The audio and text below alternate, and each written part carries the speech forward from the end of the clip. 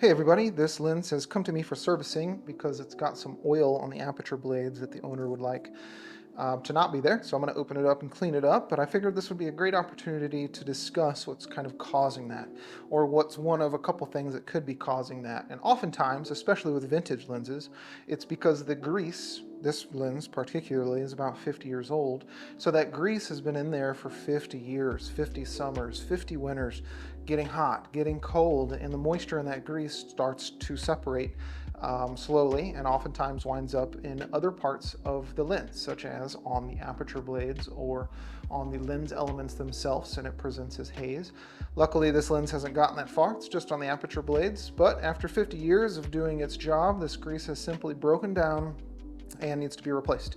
So I'm going to go ahead and give it a full service, but again, I figured because it's this issue presenting itself, it would be a great opportunity to talk about grease.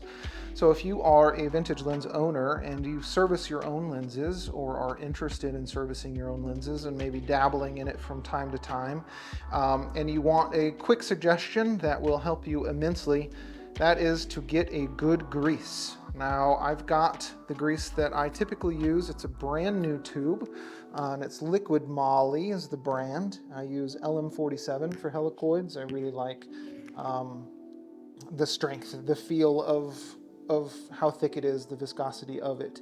I picked this up after watching a number of Mike No videos here on YouTube. He is extremely knowledgeable in lens repair and tech and servicing. So I started using that years ago, and I absolutely love it.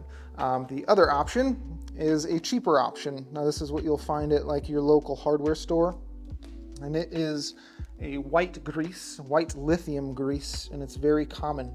It's very cheap and it breaks down very quickly. So just to kind of show you the difference between a crappy grease and a good grease, and kind of what's happening when the grease starts to degrade in a lens is that the liquid is separating. Now I used this 2 weeks ago on my van sliding door. There's a mechanism, and for that kind of stuff, this grease is just fine.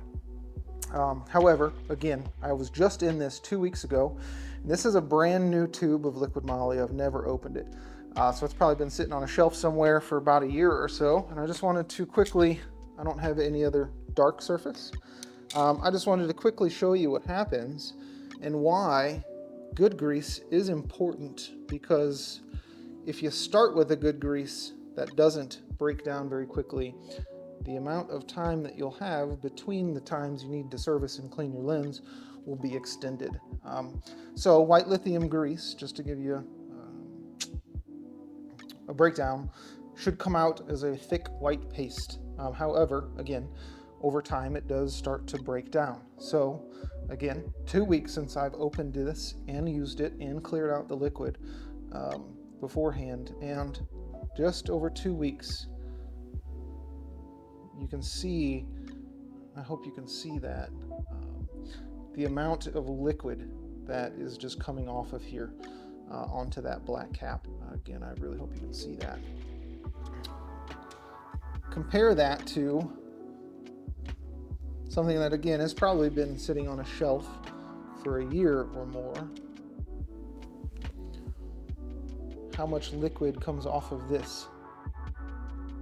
None. The grease is still connected, so when you put it on something, it sticks to it. There is no liquid breaking down off of that grease. So anyway, again, super quick, easy, simple video.